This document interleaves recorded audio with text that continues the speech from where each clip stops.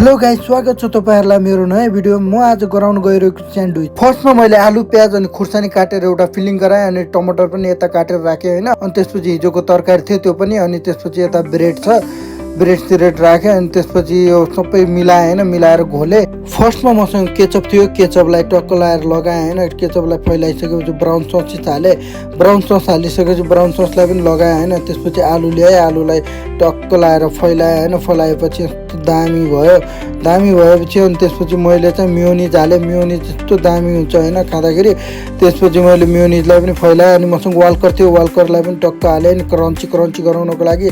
त्यसपछि मैले टमाटर हालेँ, टमाटर हालेपछि ढाकिदिएँ हैन। ढाकिदिएपछि यस्तो दामी हुन्छ। अनि त्यसपछि मैले चाहिँ टक्क तेल हालेँ, तेल हालिसकेपछि टक्क लाएर त्यसलाई चाहिँ लगेर ट्याक्क टोस्टरमा राखिदिएँ हैन। टोस्टरमा राखेपछि अनि त्यसपछि बन्द गरिदिएँ। बन्द गरेपछि एकछिनपछि धुवा निस्क्यो, धुवा निस्केपछि टक्क लाएर खोलेँ। कस्तो दामी क्रन्ची भएर चाहिँ अनि यस्तो दामी हेर्दाखेरि पनि।